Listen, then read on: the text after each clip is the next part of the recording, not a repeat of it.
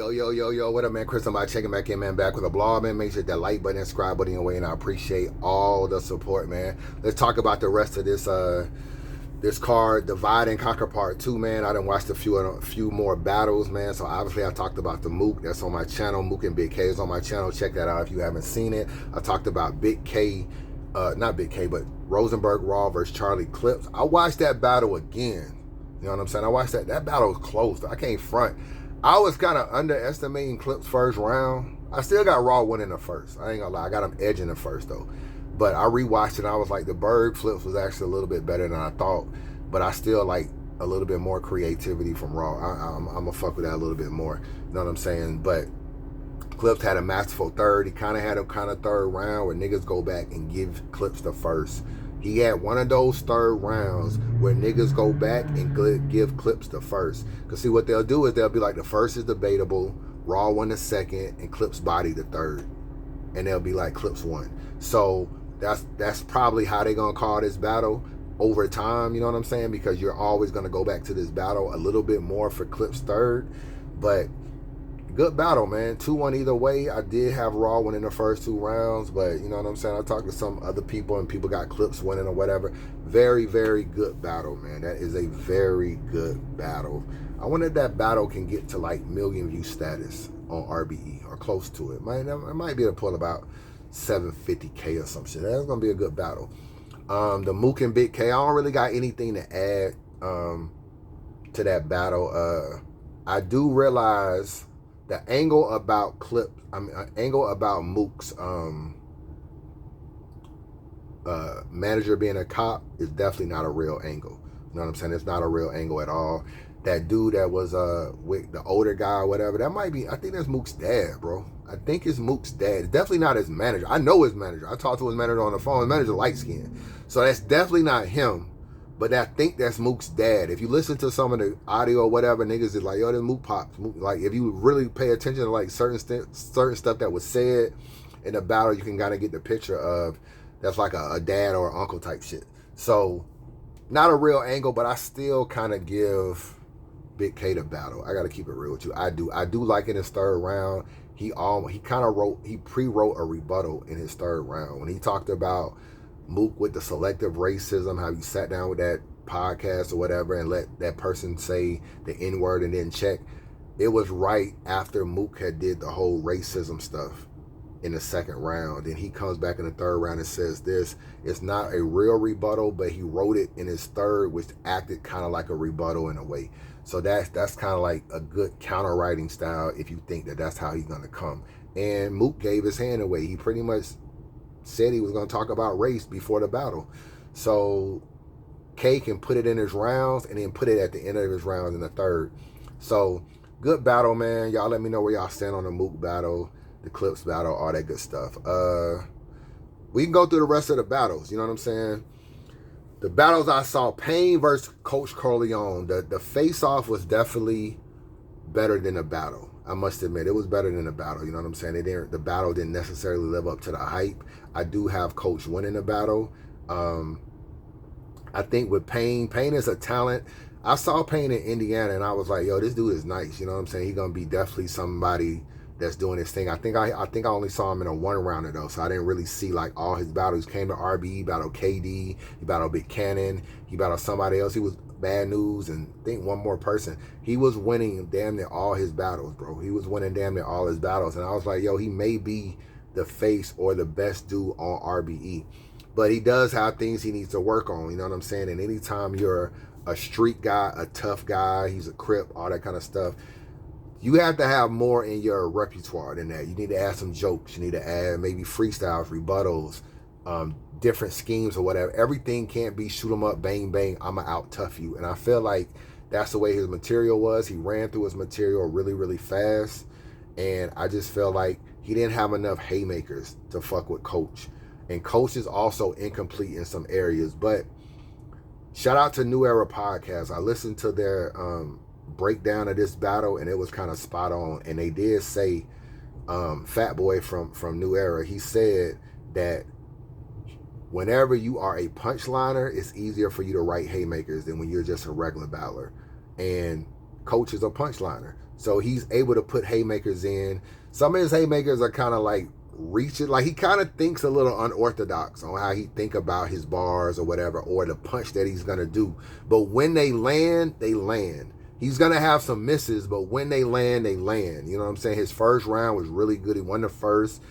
And then I think he won another battle. Another round. I can't remember which one, but I don't got Payne winning this battle. I got Coach winning this battle, and this is probably going to be Payne's first loss on RBE. You know what I'm saying? So shout out to Coach. He did his thing. They both got a little bit to work on, but at the end of the day, not a bad battle. It didn't live up to the hype of the thing. You think it's going to be a slugfest when you get a face-off that crazy.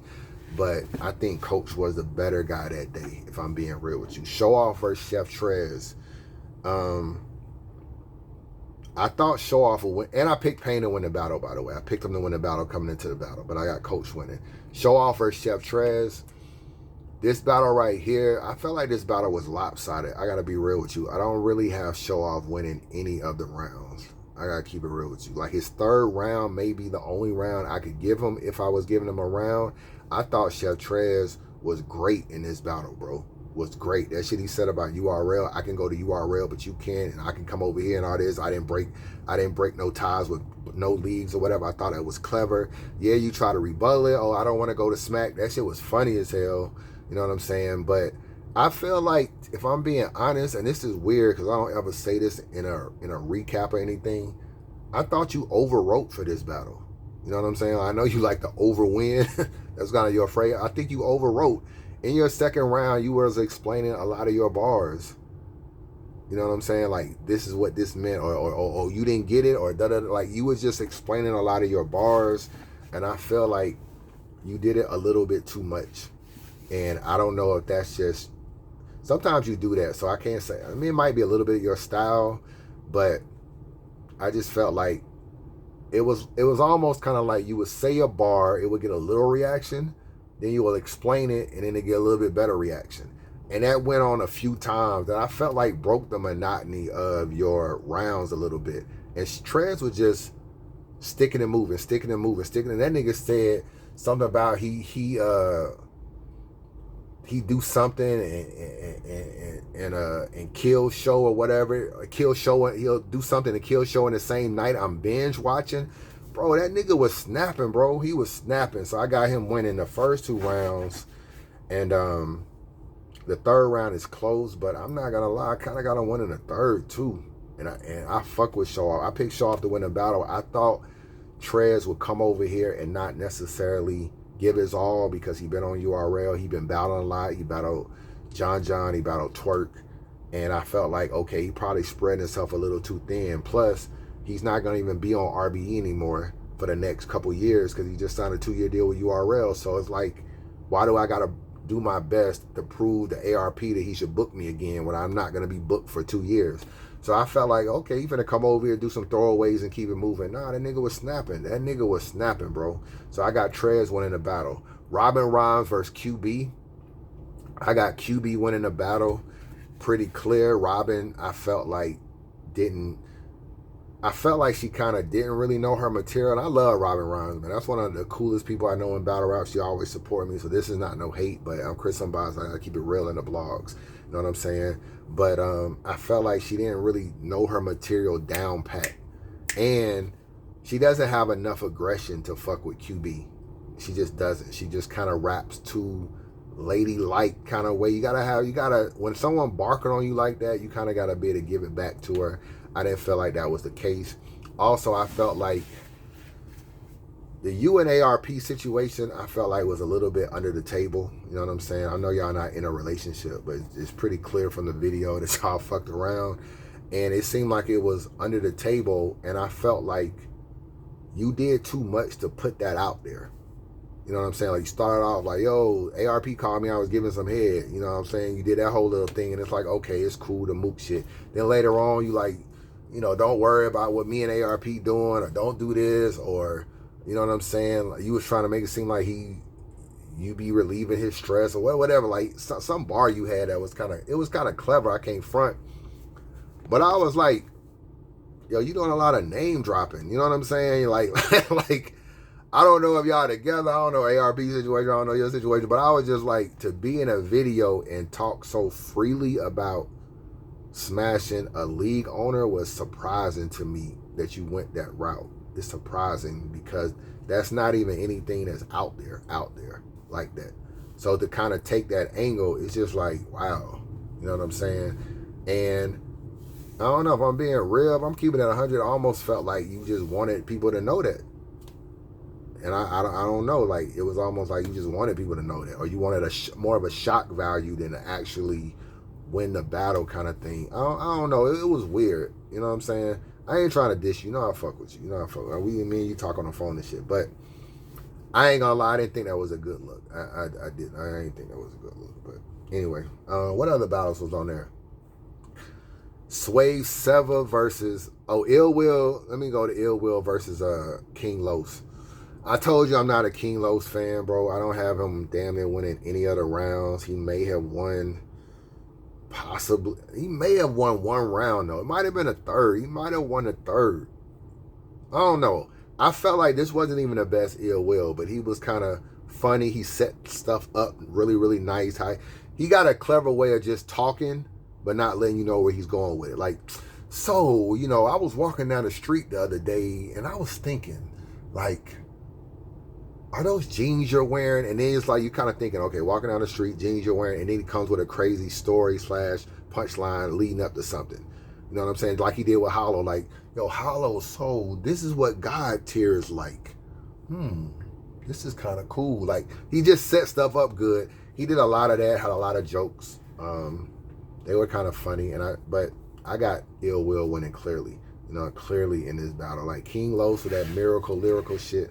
I just knew it wasn't going to work. You know what I'm saying? I just knew it wasn't going to work. And I feel like he's another guy to me that raps well without very, very few haymakers. Very few haymakers. He just raps well. And that's not going to do enough to a guy that's well-rounded. A guy that has jokes, freestyles, charisma, performance. Ill Will does too much for you to just rap with minimum haymakers in there. Sway versus Remy Loco. I got Sway winning this battle clearly. I don't know if Remy Loco really took the battle serious. I gotta keep it real with you. Like, you know, first of all, you let Sway tell you what to do in the first round. Like, yo, put your dukes up. You know what I'm saying? Let me see your stance. Throw a punch. Let me see it. You know what, nigga, I'll whip your ass. You let him bait you into actually taking a stance, putting your dukes up and throwing a punch. It's like, nigga, when niggas tell you to do shit in a battle, don't ever react to it. Niggas is too clever and set you up. There's no way Sway should have really thought that y'all was actually doing it. Unless y'all rehearse. Y'all rehearse that shit. I ain't think y'all rehearsed. But I was just like, that's kind of weird. I don't think I've ever seen a nigga instruct a nigga on what to do in a round, and the nigga actually did it. You know what I'm saying? Like, I couldn't recall ever seeing that before. That was kind of weird. But he set it up well. The ARP shit in the third round was cool with the pat stay. I thought that shit was clever, well written, well thought out. You know what I'm saying? I respect it a little bit more if you tell Smack that as well. Y'all niggas love telling ARP how he should move in the URL issue. Like, they didn't sue this nigga first or something. They sued this nigga first. So at the end of the day, like, how is he supposed to respond? You know what I'm saying? Like, how is he supposed to respond? So I just felt like y'all get on the Smack stage and don't have these heart-to-hearts with Smack, but y'all are having with ARP.